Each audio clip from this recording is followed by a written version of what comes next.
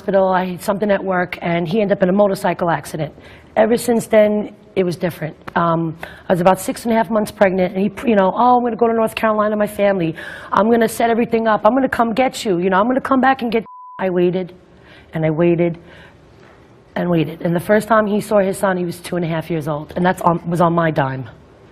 And since then, how many times has he seen his son? Well, my son's going to be 5 this summer, so I'm going to say a total of maybe a week period altogether in 5 years. And your son, is he wondering how come Dad's not around? My son's a very smart little boy. He picks up with, because now he's at that age where he sees his friends, has kids, fathers, and their fathers play with them, and it's always, Mommy, where's Daddy? How come Daddy's not at my birthday parties? How come Daddy, doesn't call me? Why doesn't he return my phone call? And what do you say to a little kid? Like, what do you say to him? And I don't talk bad about, to my son about his father. So I got to go back to this story where Brian says that you called him up and said your son is dead. Oh, I can't wait. He just made that up. That part he made up. I'm going to tell you what happened. Like I said, the first time he saw his son was 2.5. 6 months after that, he called me up saying, I'm so sorry, I love you, I just want a family, I want my son to grow up. Okay, he showed up at my house from North Carolina with 3 suitcases. And okay, we were gonna, try. Now I had a little anger, because resentment, you abandoned me, you left me to take care of everything on my own. So he was outside smoking a cigarette, and I was doing something with my son on the bed, and his cell phone went off. Now, I'm nosy, and I looked at it. And there was another female, and it says, I love you, and I miss you. I know I'm not supposed to contact you, but I couldn't help myself. So being the person that I am, I want to know what's going on. So I went outside and confronted him. He didn't say a word to me. He came in the house, grabbed his suitcase, grabbed his bag, and out the door. My son was 3 at the time and chased after him down the Daddy, Daddy, where are you going? Why are you leaving? So I'm running after him with the stroller to try to put my kid in, and I'm screaming at him. I'm like, he's like, that's it, I'm done, da-da-da. And I'm like, what do you mean you're done? Like, I thought you were coming back, we were going to fix this, we were going to work this out. So I called him up, and now at this point I'm intoxicated, because it was like a period of, I don't know, maybe an hour or so.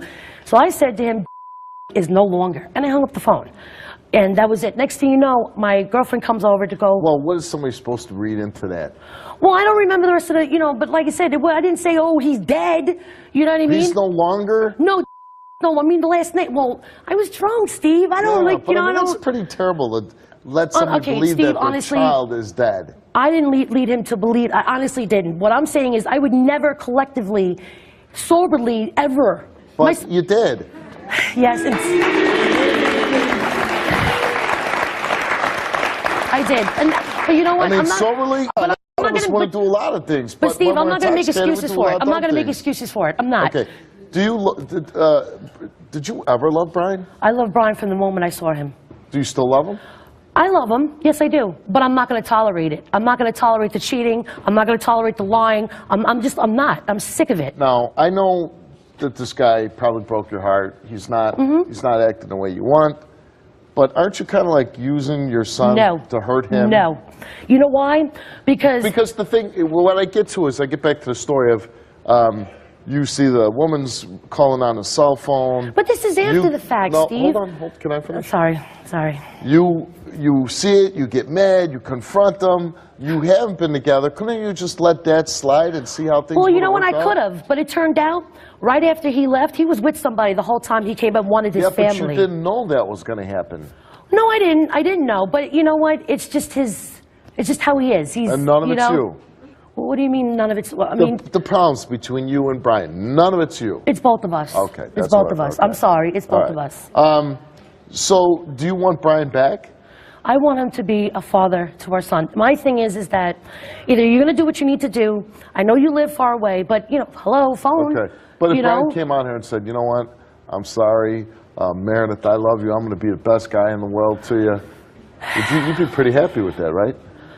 It'd be a validation, to my self-esteem, but, like I said, my son is my world, Sure he is. He really of course is, and I don't... And that I don't doubt one bit.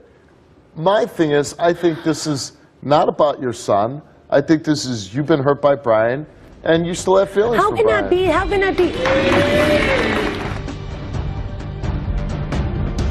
Because you can't have me, I can't have a relationship, because you won't let me. You have a son together. I would love to see him. Now, for the next minute, if you can be civil, we're going to go back and see your son. I mean, my father is alive. Slow down.